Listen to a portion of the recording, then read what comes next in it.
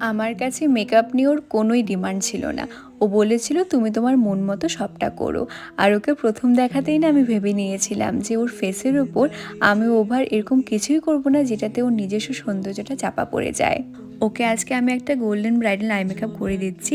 এর থেকেও হালকা আই মেকআপ করবো ভেবেছিলাম, কিন্তু ও যেহেতু আমার কাছে রিসেপশনেও সাজবে আর ওর রিসেপশনের জন্য যে লুকটা আমরা ডিসাইড করেছি সেটাতে ওকে আমি একেবারেই নিউড একটা মেকআপ করে দেবো। তো ভাবলাম দুদিনের আই মেকআপ এবং মেকআপ একই রকম হয়ে যাবে, তো আজকে একটু ভারী করে গোল্ডেন আই মেকআপ করা যাক। এই আই মেকআপটা কিন্তু ওর ফেসে খুব ভালো মানিয়েছে। ব্রাইডের বাড়ির লোক বা ব্রাইড দেরি করেছে ঠিকই, কিন্তু কাজ করার সময় আমাদের একেবারেই ডিস্টার্ব করেনি। আমরা খুব শান্তিপূর্ণভাবে কাজটা কমপ্লিট করতে পেরেছি। আর দেখতেই পারছো এখানে মোটামুটি বেস আই মেকআপ সবটাই কমপ্লিট হয়ে গেছে। আর আলট্রা এইচডি মেকআপের যে গ্লো সেটা কিন্তু চলে এসেছে। এখনকার সময়ে প্রায় অনেক ব্রাইডরাই নিউড লিপস্টিক পরতে